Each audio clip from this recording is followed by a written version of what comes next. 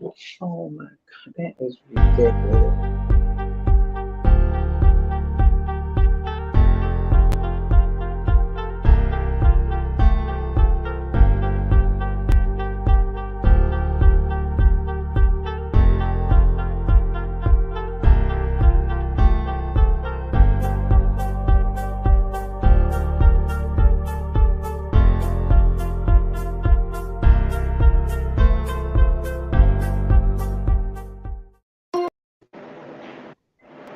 I ran up a check, I might do it again. Enemies close, have me thinking they're friends. 10 toes down, I'll be free until the end. Crib outside the city, I don't feel safe in my hands. Took so many years, I'm just waiting for the wins. I'm in debt to no one but the one who took my sins. I do it for real, there's no reason to pretend. If I do it once, I do it again. Add it up, bankroll, euro, peso, add it up, I'm just doing me, everything is on me, oh you matter what. Add it up, bankroll, euro, peso, add it up, I'm just doing me, everything is on me, oh you matter what. Add it up, told her if it's all me, everything is on me, gon' back it up. Matter what, told ya I'ma do me, why you hating on me, it's not adding up. I do roll like a Mack truck, country heart, I might cop a farm and go act up. Lot of scars, I was cold-hearted, now I'm back up. Keep it real, I do this once a month, I don't rap much. I just take the money and go stack up. What up, Good what up, evening. what up, Savannah? What up, Marie? Good evening, everyone. How you doing, Miko? I am doing great, fabulous on this beautiful Friday. What about yourself? I'm fine, thank you, sir. I'm just ready to do this nice, beautiful, educate the people in this podcast that we're doing tonight. Consequences of conviction. Consequences of conviction. And why are we bringing this to you? Because last week we talked about some things too. We talked about from conviction to conversion and how, as a result of some of the bad choices we made, we are doing great now. As I always love to say, we may have started out wrong, but look at us now. We are finishing strong. But we also want to do this. We believe it is very important for us to get this message out, and that is there are consequences to conviction. And we're going to talk about a wide range of those consequences. But before we do that, I think that we must first give shouts out to our partner AB and also Julius Hall. Thank you for this opportunity, this platform at All Things Relevant Media. And also, Marie, tell us a little bit about what is OAA Savannah. OAA is Offender Alumni Association, where we take and educate, empower, and encourage those. We have different resources for the people, resources to help them find jobs, even housing. We know that it's a tough time with, even if you've been locked up 20 years ago or 20 days ago, it is hard for returning citizens at time when they come home. So we're just here to empower each other and to help one another. I like that. That's what I'm talking about. See, sister on point now, sister on point. And so why else do we do this? Stories. We want to share stories. Why? Because stories are important. Your story is important. Your story helps to motivate and encourage others to tell their story. And then when we hear these stories, it encourages me to know that I can make it just like you yourself has made it. Also, what do? We want to change that narrative, that false narrative that many of us or all of us that are getting out are returning back into incarceration. That is not true. We are successful in our own rights, educationally, organizationally, relationally. Mhm. We are successful. And so we want to tell these success stories so that we can change the narrative. But what are we going to do tonight? We're going to talk about the consequences of conviction. There are multiple categories that we'll be coming to you from. Number one, we're going to talk about fines and fees. Number two, we're going to talk about what's going on with our families, how our families are affected because of our conviction. Number three, we're going to talk about employment. Number four, we're going to talk about housing. And there are a wide range of things that we're going to talk about tonight. Marie, before we start, as we talk about fines and fees, share with the world what we did Wednesday. Oh, it was good. We had Mr. Ray, and what is the other gentleman name, Miko?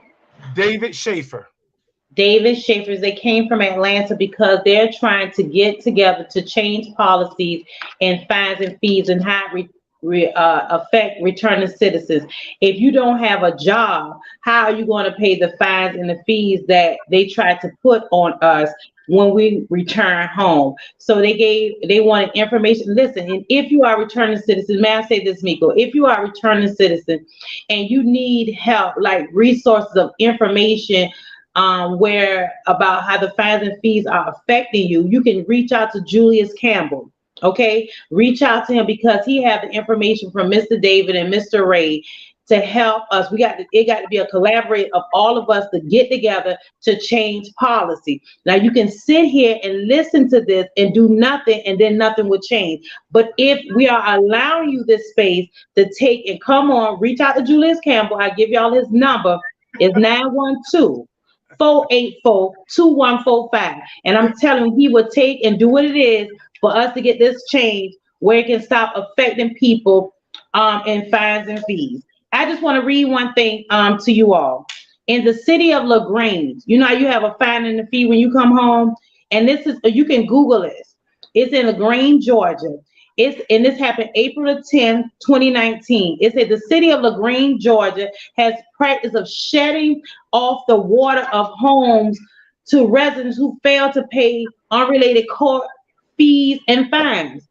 That is ridiculous. Ridiculous. Yeah, that's ridiculous, Julius. I just want to just say that, and you can go ahead and say what you have to say, sir. Well, while we were there Wednesday, we learned a great deal from these two gentlemen. Well, not just those two gentlemen, but we also had Coco Pappy to come out and share. Yes. These three people are awesome. Why? Because they are advocates for us.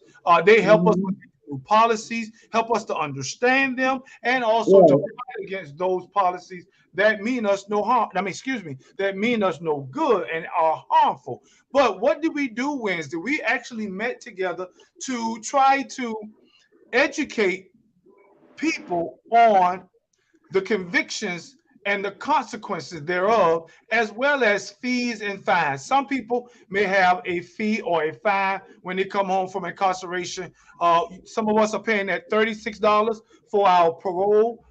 Some of us are paying for classes. Some of us are paying for restitution. Some of us are paying, all types of fees and fines that are coming our way.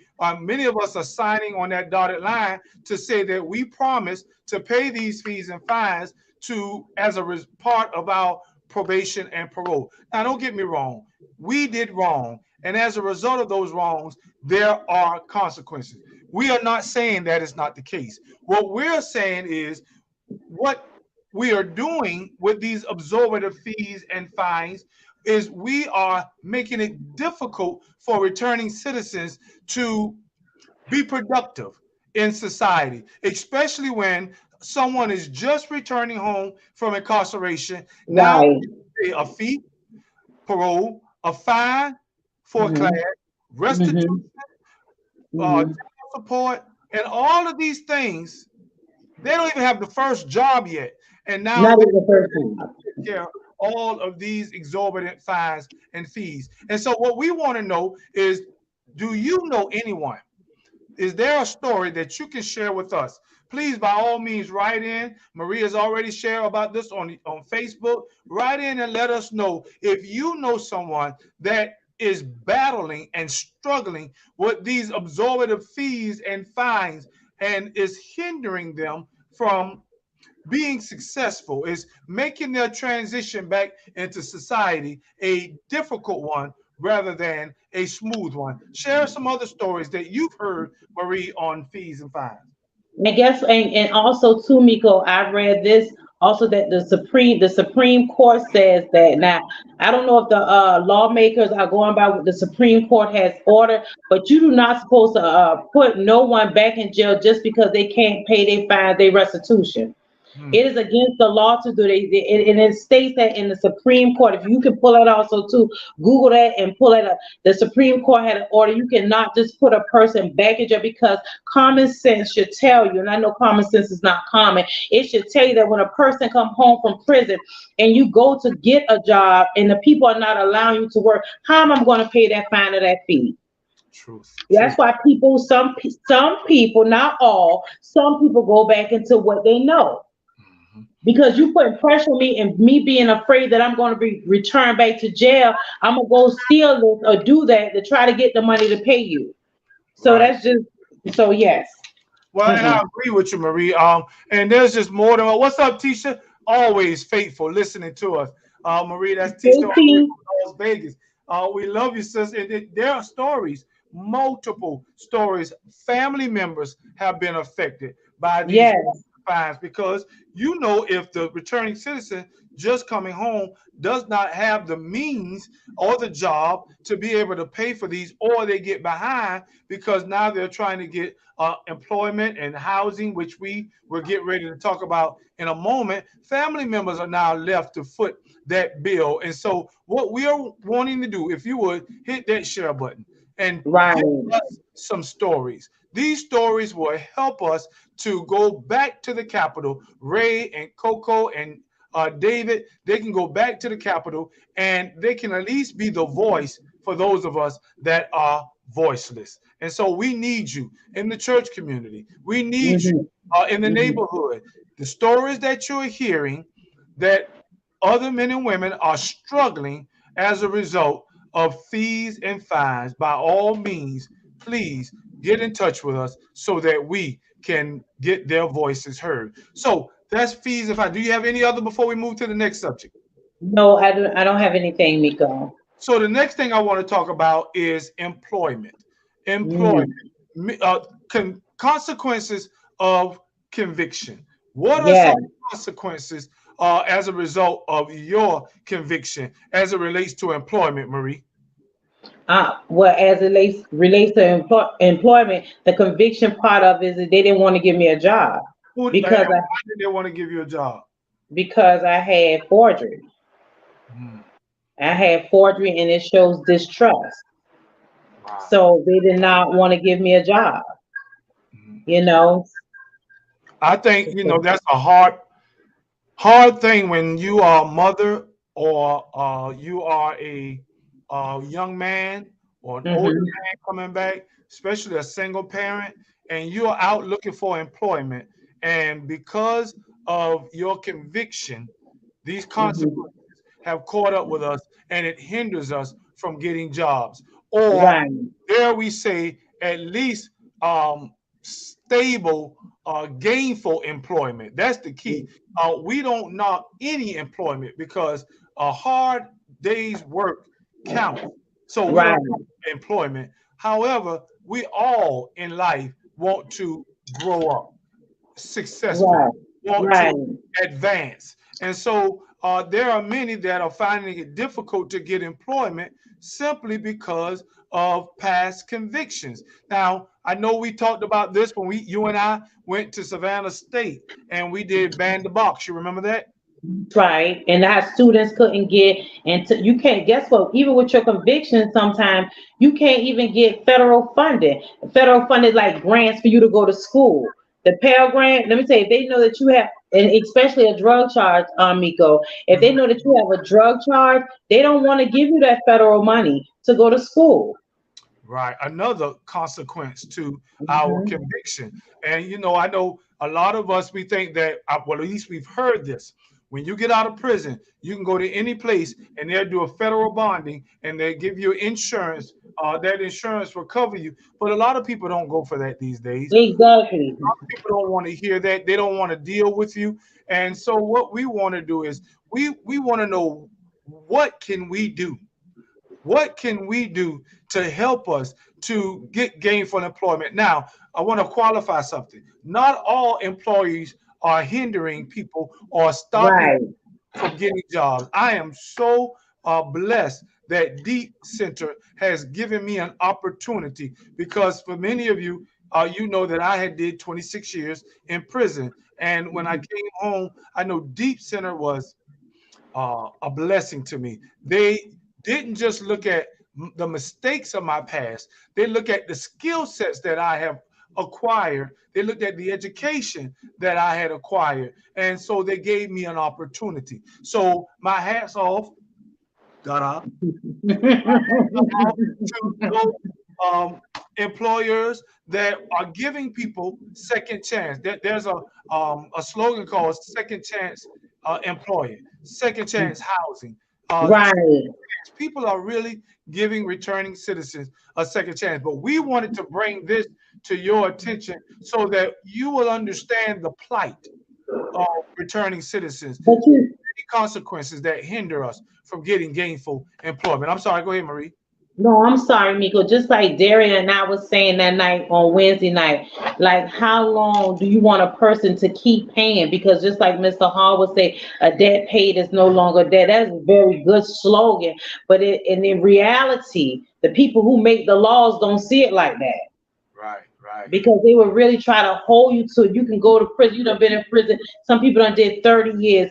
You did 26 years, Miko, and you are blessed. But it's some people who don't have that reality of saying, my hats off, I could come home and get gainful employment, get housing. Some people don't have that.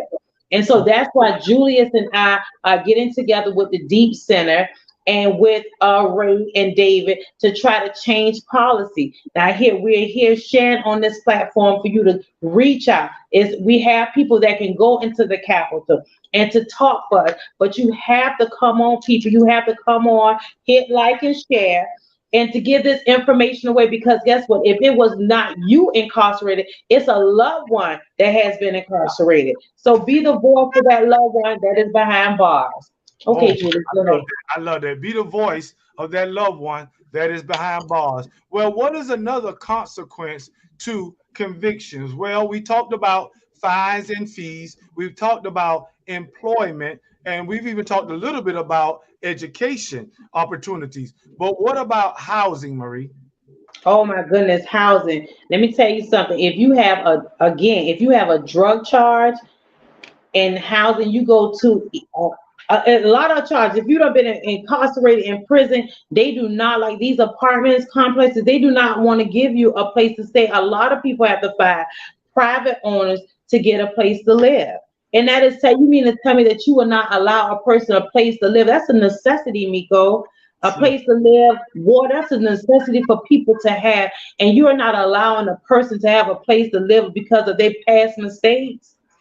Wow, I've heard that, and I haven't found this quote or this to be. I need to find and do my homework. I will, but that the fastest growing homeless population is returning citizens, and it's because, as you just stated, many homeowners, landlords are turning the apartment managers turning away returning citizens applications because of their past because of their background. We can't pass Right. background checks. What do I mean when I say we can't pass background checks? Well, when you are filling out an application for that Hmm. home or that apartment, you have to Hmm. fill out some security issue. And when they Right. send off and come back because you have incarceration in your background, then you are denied. I myself Right. was denied multiple times because of my background. I had money, I had a good job, but because Hmm. of my background, I was denied. And that is a hurtful feeling when you are. And Miko, Hmm? and also Julie, excuse me, how many times you had to pay a fee for that application? Exactly. That fee was upwards of 50 to 75 to $100 for an Hmm. application fee, and that was non-refundable. You didn't have you were whether you got that apartment or not. That fee was paid. That is not good. That's That's not not good at all. What that does is that hinders people from becoming the best that they can be. Can you imagine you just getting out of prison, incarceration? You are doing well. The mindset is changed. You got your gainful employment, and now you're looking for your own place to live to get established. And when you go out, you are having to pay $50 to $100 per application fee, and you're not guaranteed that place. That is a hope breaker, if you Yes, will. it is. And many people are going through those situations. So, and I just wanted to bring that to people's attention. What can we do? I know Fred Green has been trying to get out and change the mindset of homeowners and landlords by providing incentives or whatever can be done. But we need help. Listen, we need help. Do you know of Yes, any we stories? do. Do you know of any that somebody in your family, loved one, that has been denied employment or that has been Mhm. denied housing because of their past? I'm So, telling you, they need it. And guess what? mhm. You can take and call Julius, and he can help you with the stories. And you can be anonymous. You do not have to tell your name if you don't want to.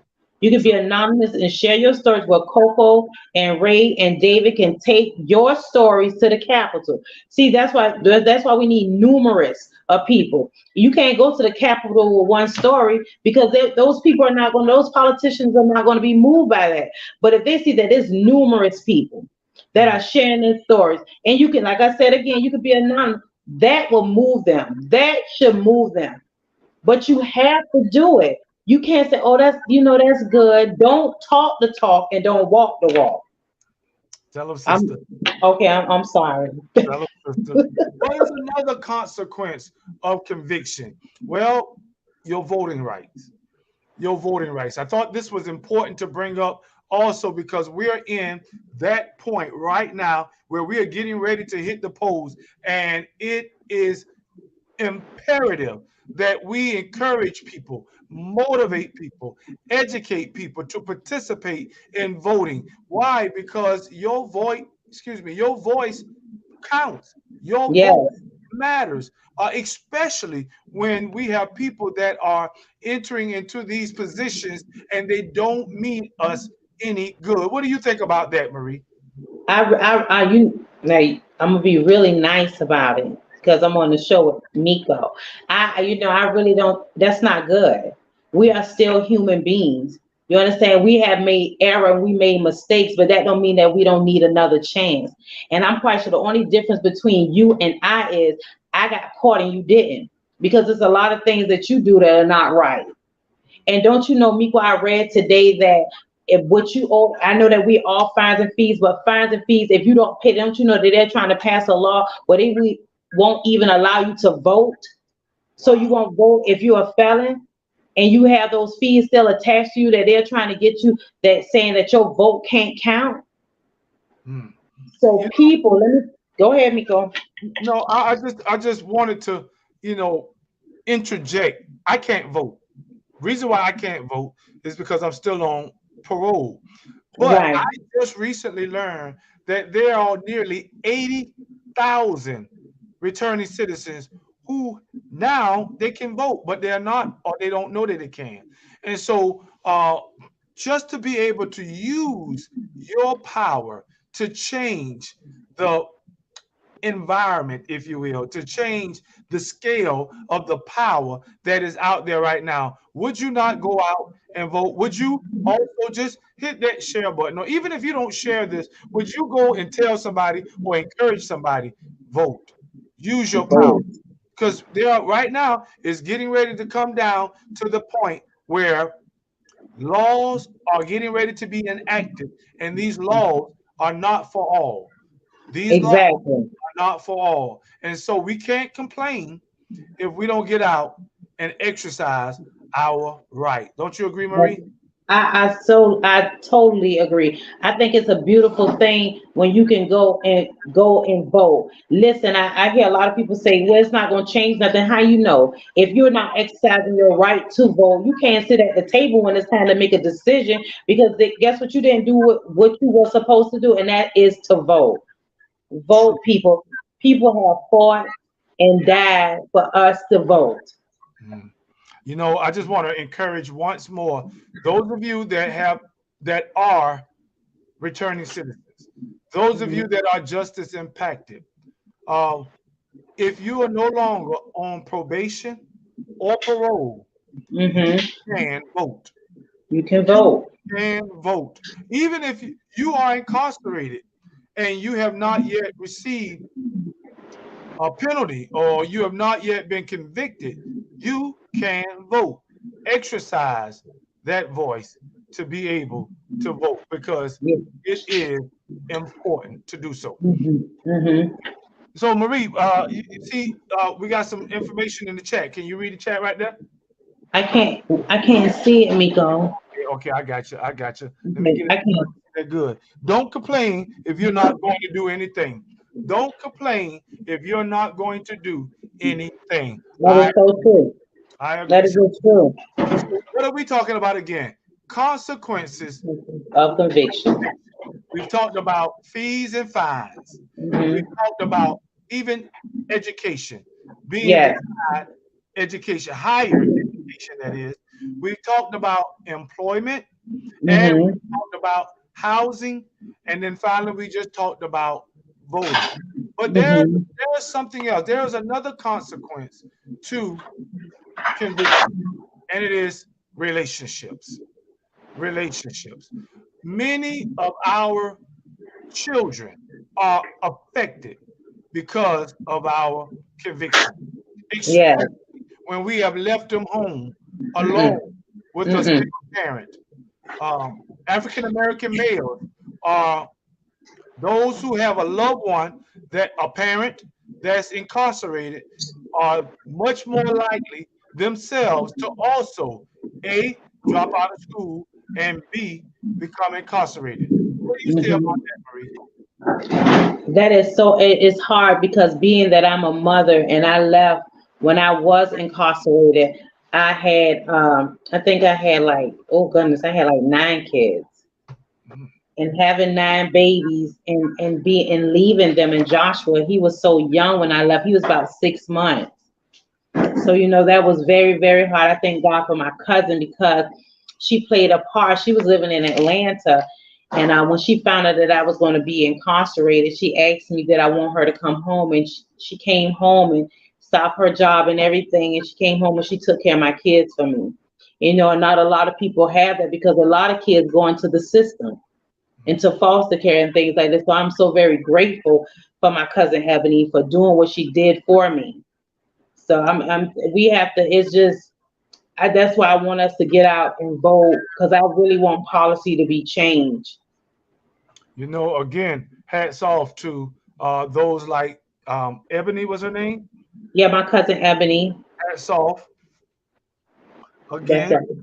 to Ebony and many others that are stepping up and helping, that are Right. taking that responsibility, be it a sibling, a parent, a grandparent, Mm-hmm. whatever, that are stepping up because many of our young people right now are affected by our incarceration. And we're not heaping condemnation on anyone. We're just simply bringing out the facts that there are consequences to convictions. And so we Mm-hmm. want to do everything we can on this platform to remind people of that, returning citizens. Beware, not just for us, but you can share that with other people. Beware, Yeah. there are consequences to conviction. So we're not going to stay on long tonight. I definitely wanted us to come on and just share what was going on. And I believe that when you are able to tell people about these things, you ever heard it say warning comes before what? Destruction. Warning comes before destruction. And when these opportunities are presented for us to share, especially with young people or returning citizens, we want to encourage you to know that, believe me, you may not think about them, but they are consequences uh, to convictions. So, Marie, before we get ready to close out, encourage our listeners one last time. I want to encourage you that if you are not on probation or parole and you have done your time, I would like for you to go out and vote. You know why? Because you deserve that. It is an honor to have your name put on the ballot that say that you can vote, that you are a citizen. I don't know why they call us returning citizens because I haven't returned from anywhere. You understand? I just want to say that it is a pleasure for me to vote. I want you all to go out and vote. I love you all. Guess what? As Miko said, we may have started off wrong, but we can finish strong. Do not let allow your past to dictate your future. You are more than what they say. You are more than those numbers, than what they have on the shirt. And that's all I got to say, Nico. Well, as we get ready to come to a close, again, I too want to encourage you. Listen, you can do it. You can do it. We may have messed up, but you can do it. We Yes. voice to the voiceless, voice for the voiceless. Tell Mhm. somebody that there are consequences to our convictions. But as we talked about last week, when that happens, guess what? Also, there from conviction to conversion, we can Mhm. make a difference. And I believe that we are making a difference, one person, one podcast at a time. Be blessed. We'll see you again next Friday, if the Lord's will, on another edition of Incarceration to Incorporation. Yeah. Good night, y'all. Good night. Good night.